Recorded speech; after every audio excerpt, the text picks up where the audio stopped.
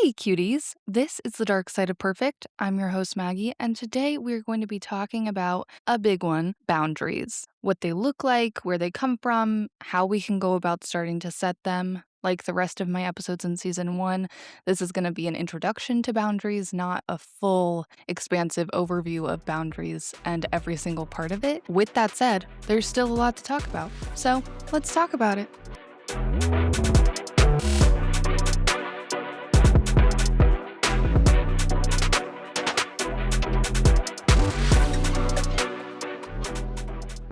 When I think of someone with healthy boundaries, I think of a confident, healed person who knows what they want and doesn't take shit from anyone, who knows exactly how to be loved, how to love themselves, and how to enforce those rules without coming off mean or cruel or insensitive, but fully coming off as like their authentic selves. And that's a great vision in the future. But what boundaries are and how you get there is through learning a skill, especially if you grew up being praised for being easy, kind, helpful, things like that. We want to be seen as kind and understanding and loving. And then, like I've talked about in my other episodes, we feel drained, resentful, overwhelmed, quietly angry, and more than anything, guilty for even thinking I need space or even thinking that makes me upset, I should say something. So, what this episode is about,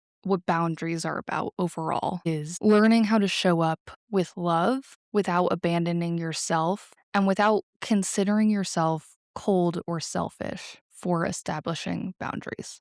So, before I talk about boundaries themselves, I want to talk about people pleasing a little bit because I think these two kind of go hand in hand. We don't want to set boundaries. We don't want to set a line. We don't want to make others feel uncomfortable because we want them to be proud of us. We want them to see us as kind. We want to come from a place of making sure others around us are comfortable. And that people pleasing can feel like an invisible line within ourselves to stop us from crossing the line into boundary setting. So, how do we learn to be people pleasers? I may have said this before, but I can't remember.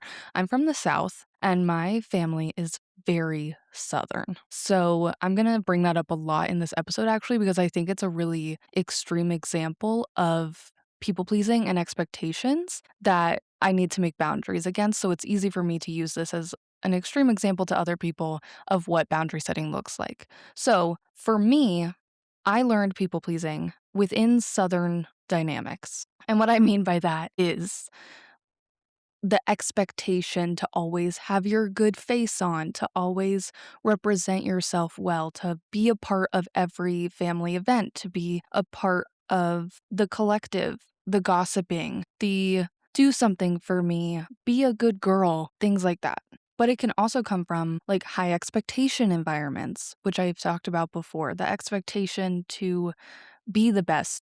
But where people pleasing really comes from is a place where your feelings, good or bad, always had to take a back seat to someone else's. Even if they weren't doing it on purpose, or even if they weren't doing it at all, and you just grew up caring more about their feelings. And so you learned to cater to them and keep your emotions behind a wall fully to yourself, good or bad. Excited about something or devastated about something, you didn't want to express yourself because you were trying to be considerate of someone else's feelings to make sure that they didn't feel something too heavily. So you learned to keep it to yourself and always cater to others' feelings. The messaging that we grow up with is that leads to people pleasing is really be agreeable, be polite, don't disappoint, don't cause discomfort, be easy, be grateful for what you have. Why would you come at me with some emotion when you should be grateful that you have anything at all? Through this messaging and through this idea of catering to someone else's feelings and making sure someone else's feelings don't get hurt, being agreeable, not causing discomfort, we learn that love and likability are earned through being convenient, by being the easiest we can possibly be, by doing something because we are asked, not putting up a fight, not causing discomfort, not causing conflict. We are convenient, we are easy, and now we are people pleasers.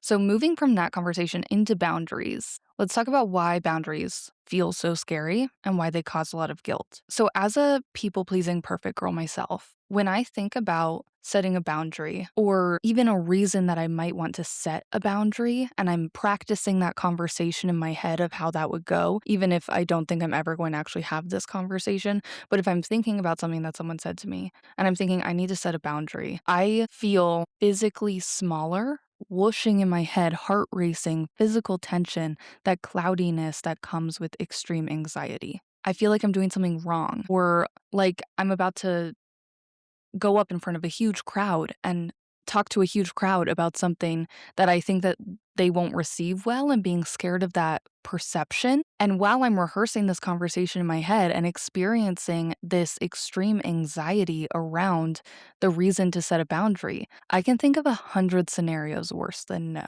And that makes me feel even smaller. And it holds me back from setting that boundary or having that conversation because being scared of that perception is such a heavy driver that I can't move forward. I would almost rather sit in the discomfort of what they're saying, even if it hurts me, rather than have that conflict and have them perceive me as unkind or dramatic. And that guilt that builds up, it almost feels dramatic to even call it guilt, but it is. Like setting a boundary, saying, I don't want to do that right now. That doesn't work for me. I need you to stop telling this story.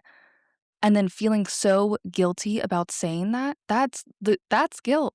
And it comes from habit, conditioning, and emotional memory. And it's something telling you, a little ping in your brain telling you that you are breaking the rules. And then you think, wow, they must think I'm so selfish. They must be so disappointed. I hope they don't pull away from me because I said that. I hope they don't stop being my friend or that they want to go no contact with me. I'm being so dramatic. This isn't even that serious. I'll just hold it in to avoid this conflict. Why am I even saying anything? You feel the danger and the physical response to the discomfort that you want to set a boundary. Because as compassionate girls, as compassionate people, as empathetic people pleasers, we feel responsible for people's feelings, responsible for creating harmony in groups, responsible for fixing. Within my Southern family, we're all very vocal with each other.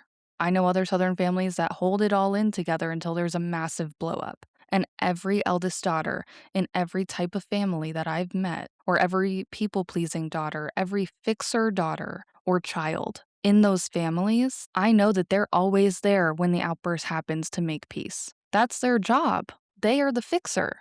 They're there to create harmony. They're there to be the constant mediator to family drama and family expectations. They're holding that all on their shoulders. And they're so afraid that if they set a boundary of, I don't want to be in the middle of this conflict, or it makes me really uncomfortable when you put me in a situation to take a side, or it makes me really uncomfortable when you put me in a situation to be the scapegoat for any sort of drama when I was just sitting here, they see that as disappointing their family and being dramatic. Because it doesn't happen all the time, but it happens enough. And in this episode, I want to reframe boundary as setting a line to push the idea that we can only control and be responsible for our own actions and feelings. And while what others do or feel is important to us, we can't always hang that on our shoulders. So, as I'm going through examples of boundaries, it will revolve around changing your behavior to influence their behavior, not trying to change their behavior, because you can't change what other people do. You can only change what you do and hope that they respond appropriately to that. All right, let's define boundaries and reframe how we think about them. So, boundaries are limits that you place to protect time, energy, space, and your nervous system. More than that, it's a process of learning what doesn't protect you and what sparks negativity and drains you, so that you then get the ability to teach others how to love you in a way that feels like love to you and not just to them. So, boundaries are a way to teach people how to love you. But to figure out how they should love you, you have to understand what protects your time, space, energy, and nervous system, which I'll talk about in a minute. Boundaries are not intended to be punishing or rejecting of anyone, and they're not intended to put up walls around your heart that no one can break down. We want to create emotional safety and relationship sustainability, both within your relationship with others, but also your relationship with yourself. So, my advice today for boundaries is going to be directed externally because I can't fit everything in one episode. But you can also take this advice and put boundaries on yourself to make sure you're not putting too much on your plate or not being too hard on yourself or not loving yourself in a way that you feel like is loving yourself. Because as perfect girls, it is so hard to feel self love. And a way around that is to set boundaries with yourself. As we're talking about boundaries, think of your energy as a limited bank account. So you have so much money or so much energy in this bank account. But the weird thing about this bank account is that both you and others can take energy out of it. So boundaries are basically just budgeting. It's the budgeting to reduce the amount that others can take from your energy bank account. Because right now, if you're letting these negative things that people are saying or events happen that drain you and deplete you, then that's them taking all of this energy out of your bank account. Or if you're doing that to yourself, if you're saying horrible things that then lead to you not fulfilling your goals and fulfilling your dreams because you're taking too much energy out of the bank account, that's where boundaries come into place. And it puts a limit on the amount of energy that's being able to be removed from your bank account.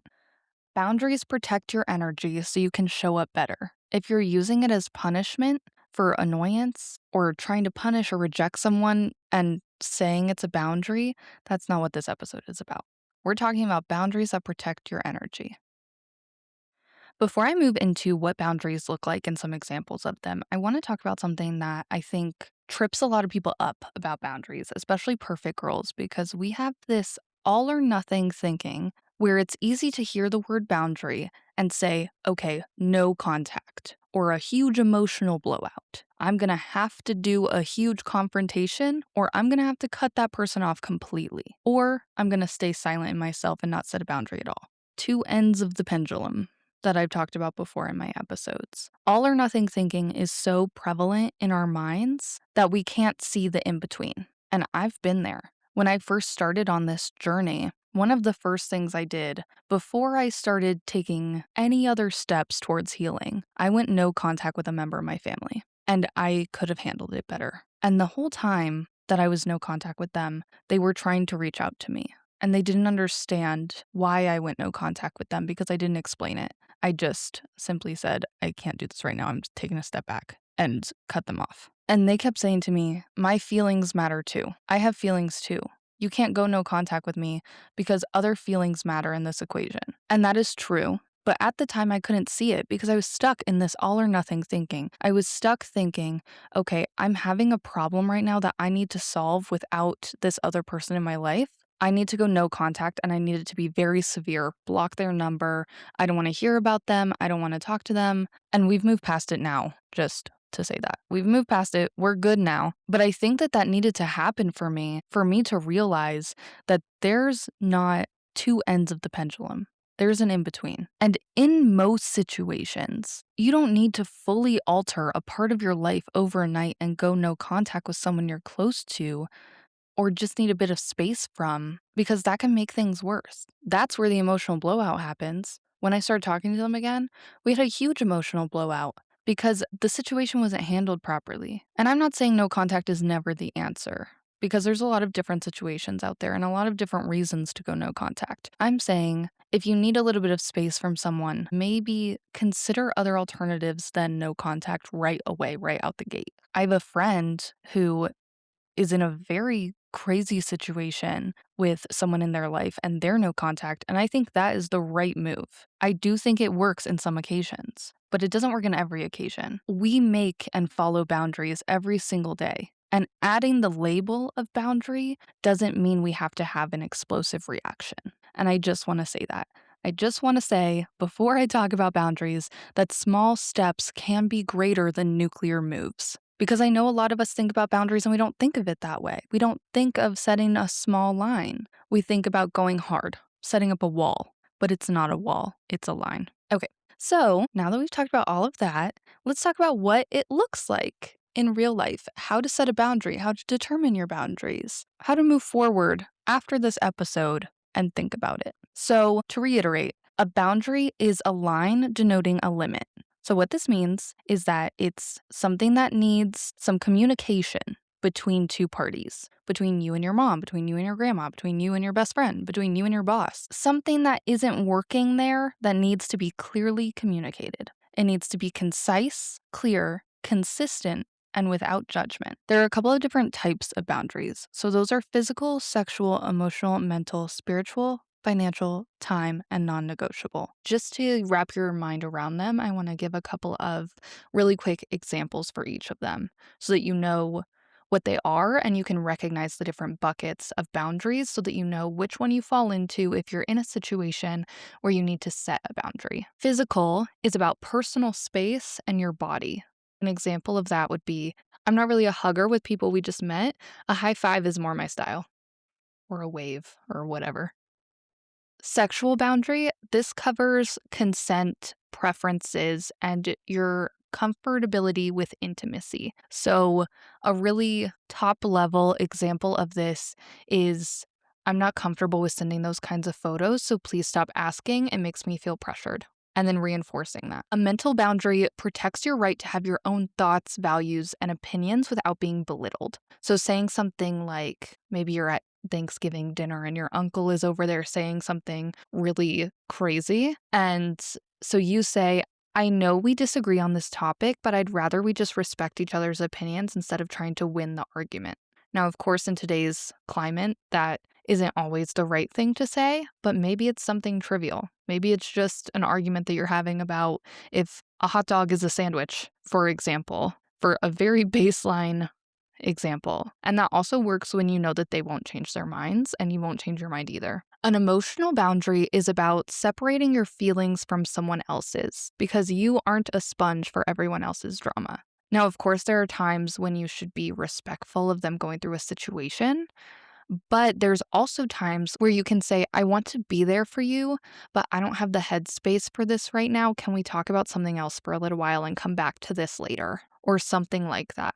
If they're really going through it and you really don't have the space, maybe offer an alternative time, or maybe talk about something adjacent to the subject, but come at it from a place of love. A spiritual boundary protects your beliefs and your right to practice or not practice whatever gives you meaning. So saying something like, I know you think my Sunday morning meditation is a waste of time, but it's really important for my peace of mind, so I need you to respect that hour. Or if they keep belittling your Sunday morning meditation practice, you can say something like, I know you think it's a waste of time, but it's really important for me to continue that, so I would appreciate if we just talk about something else. A financial boundary is how you spend, save, or lend your money, the use of your money. So something like, I was talking about one of my friends the other day, and we were talking about a girls' night, and she wanted to go to this bar that's kind of like a swanky bar. It's a really good restaurant and they have really good food, but I'm not in a place right now where it's in my budget. So I said, hey, I really like that restaurant, but maybe we could do something cheaper this time and then I can budget for something more expensive next girls' night. And she said, yeah, that's totally cool. Let's do something cheaper. So financial boundary. The time boundary, this protects how you spend your time, your most valuable resource. An example is, I can't hop on a quick work call after 6 p.m. That's after my hours, but I will be back online tomorrow at 9 a.m. to help with this. So setting that time boundary. I can't work after 6 p.m., but I will be back another time, offering that alternative. A non-negotiable boundary is something that you have to decide for yourself. And I'm not saying all boundaries are non-negotiable or don't have any wiggle room, but there are some that are. These are deal breaker boundaries. If these are crossed, the relationship or the situation usually has to come to an end. So something that you are so firm on. Something like, I have a zero tolerance policy for name calling or yelling during an argument. If it happens, I'm going to leave the room or the house immediately. If you scream at me, I'm going to leave. If you call me something derogatory, conversation over. Immediate off. Non-negotiable boundary. If you set a boundary, mean it. If you don't want to go to bars anymore, set that boundary with your group. Say something like, I don't want to go to bars anymore. It isn't a safe space for me. But you guys can go and I won't be upset. Or we can do something somewhere else. Set that boundary and stick to it. And I know what you're thinking.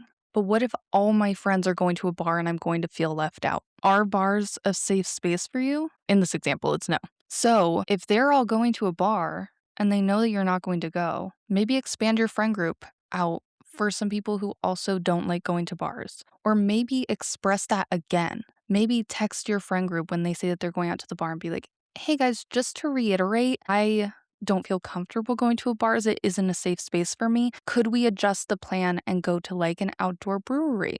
Or could we adjust the plan and maybe go to a restaurant at the botanical gardens or, somewhere cute that has the same sort of energy but isn't a bar? So, an easy way to approach boundaries is not by enforcing a hard line right from the start, but setting an expectation. So, be clear about it. I expect XYZ.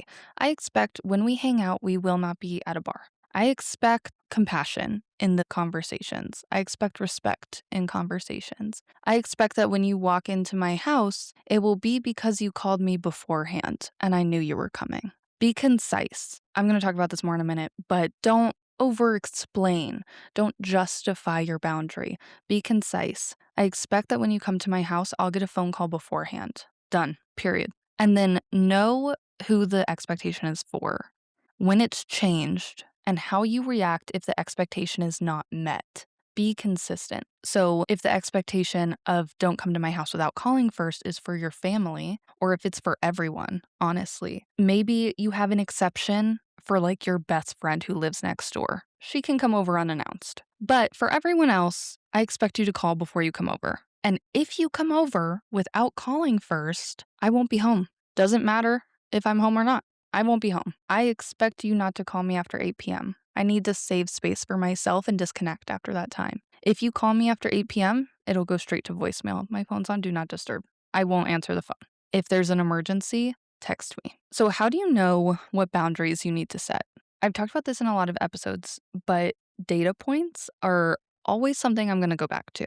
So noticing when you're talking to someone or in a situation or around people, where do you feel annoyed, angry, drained, or taken advantage of? If you feel a twinge of anger every time a person asks something of you, brings up a story, says something hurtful about you, another person. My mom has a boundary that people are not allowed to talk derogatorily about women in front of her. So, like, if someone says something derogatory about a woman, any woman, doesn't matter who it is, she will shut that down because it makes her angry, because she knows it makes her uncomfortable, and it'll make other women in the room uncomfortable who won't set that boundary, but she will. So if you feel a twinge of anger because someone says something, then you know that that is something that you need to set a boundary around. And it doesn't need to be as hard as fully shutting down the conversation. But that's how you know that you need some sort of boundary, and then you can figure out what that boundary should be.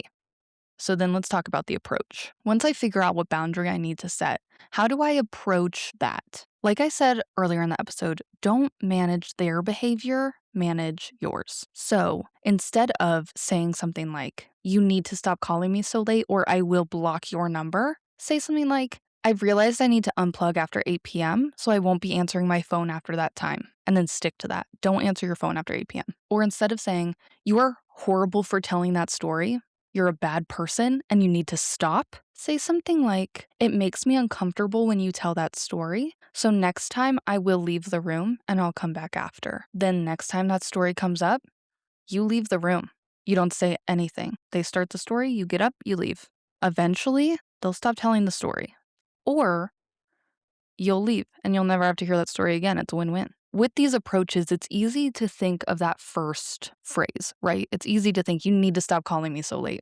I will strangle you if you call me at midnight again. I'm trying to sleep. You're waking up my kids. The dog starts barking and I'm sick of it. It's easy to think that. So take a minute, take a breath, reframe, and think of a better way to phrase that sentence that won't come off as mean or as an outburst. It needs to be clear. It needs to be concise. I think it's best if you think about it from a place of, I care, but I can't hold this right now, so that you can come at it with love and knowing that most people have never set or received a loving boundary in their lives. They may break the boundary. You may have to set it again, but you have to be consistent. And both sides take time and work. And thinking, I care about you, but I can't hold this right now is a great place to come at to set a boundary. And also, when you're approaching this, when you're saying, I've realized I need to unplug after 8 p.m., so I won't be answering my phone after that time, don't boast it up. Just present it like any other sentence. Over explanation and justification can morph your boundary into a negotiation. Then your people pleaser brain will kick in and you'll want to have that negotiation. They'll want to push it to 9, 10. They'll say, I don't call you that late that often. You're being dramatic. If I call you, answer your phone. I'm your XYZ person that's important to you. And you'll say, you're right. I'm being dramatic. Call me whenever you want. I'll deal with the baby and the dog. No, you set a line. You know that you don't want to answer the phone after 8 p.m. because it causes you stress. It doesn't let your brain relax. You set the boundary, say it like any other sentence. Know your line, set your line, move on, and reinforce it when necessary. Going back to start small and how that's better than a nuclear reaction, I want to talk about the foot and door approach. And I don't know if this is actually like a boundary term, because I think that we were taught it in like high school about favors and how you should start asking for small favors to work up to big favors. But I think it works with boundaries. Foot and door approach, which is basically starting small and working your way up, especially when the other person is complicated or has big reactions or you know they struggle with boundaries. And also starting with small things can help you prime your nervous system to the discomfort created by boundary setting. So, for example, I'm going to talk about my Southern family for a minute. The expectations of my Southern family is constant communication. We talk every day, sometimes multiple times a day. Constant communication. We always know what's going on in each other's lives. The gossip mill in my family is quick. You'll know everything about everyone's business the moment you let it out of your mouth. So constant communication, constant updates, constant being in each other's lives. I do want to say I'm not saying any of this negatively. I love my family and I love being a part of my family. Okay? So just saying that. I'm just saying what they expect, which is constant communication, being involved in each other's lives. Long visits, hours sometimes. You know, when you're a kid and your mom is picking you up from a play date and then she talks to the other mom and you're like, Mom, can we just go already, please? I've already put all my toys away. Like, I'm sick of this. I want to go home and eat dinner or whatever we're doing. And she's like, give me another minute. And she just keeps talking. That's my family in a nutshell. We talk for hours. We talk for a long time, especially when we're together in person. Because on the phone, it's easy to, use the Southern phrase, let me let you go, which is basically like, it's time for me to get off the phone.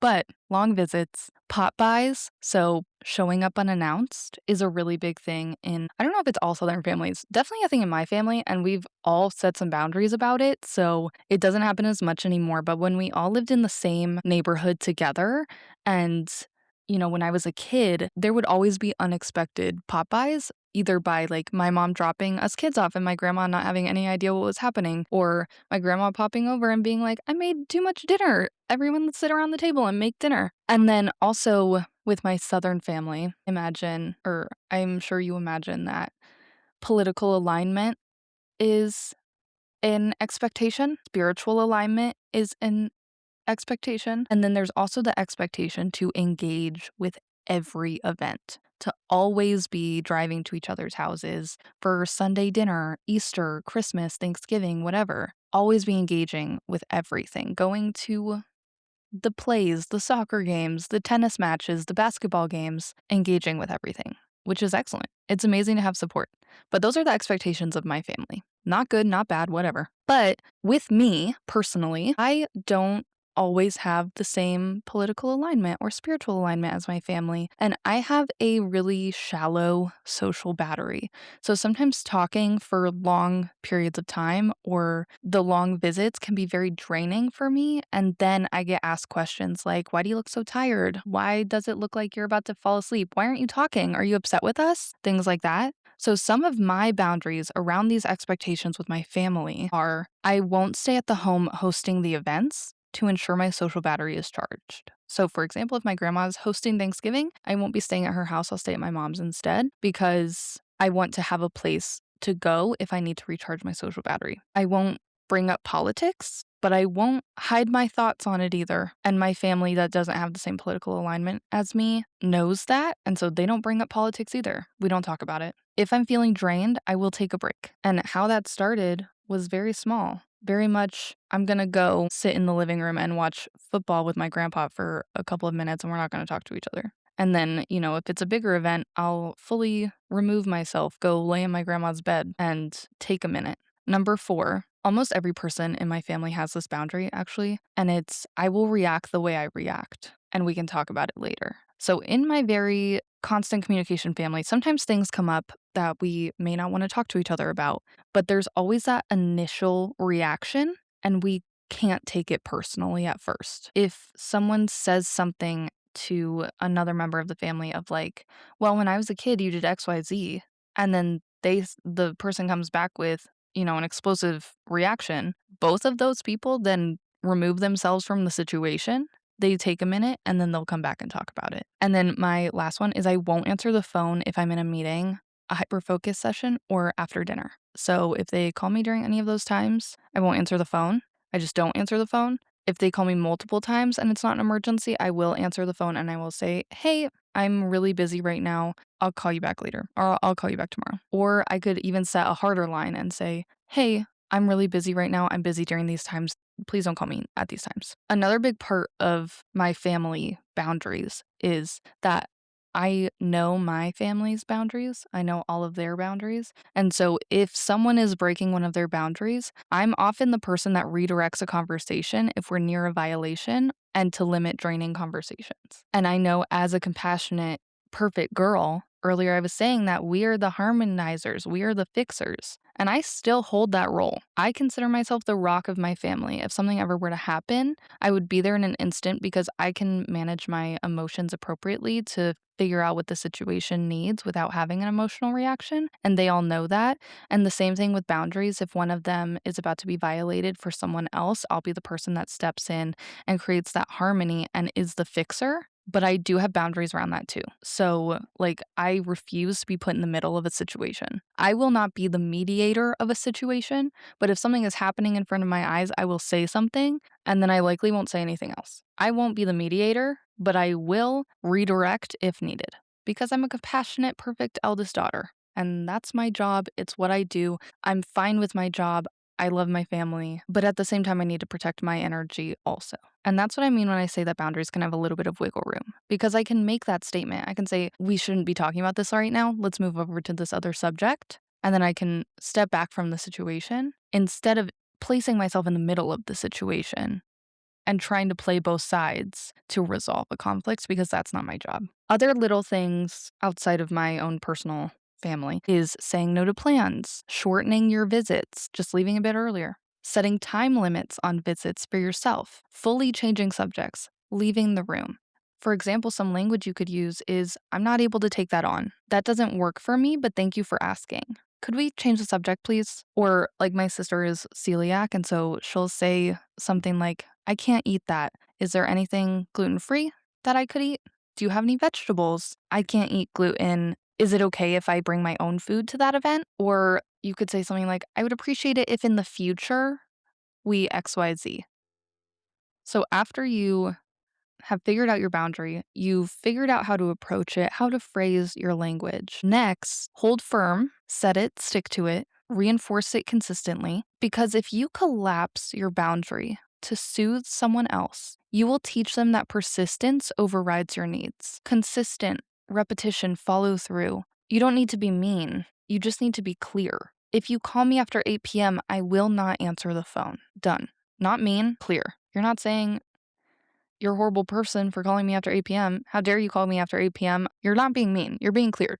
"Don't call me after 8 p.m. I won't answer the phone." Or saying things like, "I know it's hard, but this is what I need right now. I know that you usually get off work a little bit later, and so it's easier for you to call me at midnight, but I work a 9 to 5 and I really need to protect my peace. And I would really appreciate if we found a time that works for both of us, that works within our schedules and isn't after 8 p.m." Or if months pass and then they say, "Oh, it should be fine now. You can't protect your peace forever." You can say, "This still doesn't work for me." Your nervous system is learning a new pattern through setting boundaries. My biggest advice is let the discomfort pass. Don't over explain or justify or apologize. I've really been working on recently, little side rant, of noticing when I say sorry because I'm trying to apologize less. And sometimes, if you feel like you should say sorry, sometimes I physically will like bite my tongue or bite my lip because I don't want to say it. And I need to just let the discomfort pass of constantly saying sorry or constantly explaining or justifying myself. When you set a boundary, don't call me after 8 p.m. Whatever they say back, whatever your guilt you're feeling, especially if they work late and they call you when they're able to, you have to let that discomfort pass. You can still be kind and say no. Every boundary you set builds self-trust, strengthens your identity, helps you find what you want and what's important to you and how to love yourself. And it shifts your mindset from, am I allowed to what do I need? Brene Brown, a famous academic who writes about leadership and vulnerability, said, daring to set boundaries is having the courage to love yourself, even at the risk of disappointing others. What I'm saying on the dark side of perfect today is that setting boundaries can shift your life from reaction-based living to more intentionality because you can set that line of what you need to feel loved or to feel respected, to feel more intentional about the choices that you're making without others stealing that energy from your bank account. And it can turn the approval seeking that comes with being a compassionate, perfect girl into a little bit more internal peace. You can live a little bit more peacefully. Thank you for listening to this episode. I hope that you enjoyed it and that you learned a little something about how to set boundaries, or maybe even just reframed your mindset around it to think about how you can make smaller boundaries instead of huge ones. Or maybe it just reaffirmed for you that you need to set a boundary with someone and made you think of a moment that has been happening recently that you think that you need to set a boundary around. If you're having trouble with how to phrase a boundary or you have a story about a boundary that you would like to share, I encourage you to leave it in the comments so that myself and other listeners can see other people's stories and relate to them and find their internal power to set boundaries within their own lives, or even to seek advice from other listeners and create a community. I would also really appreciate if you would follow the podcast, rate the podcast. Any interaction really does help. If you're on Instagram and you would like to follow the podcast Instagram, it is darksideofperfect.pod. That is darksideofperfect, period, P-O-D. I hope you're finding joy wherever you are today. I hope you're finding some peace wherever you are today. And I will see you next time.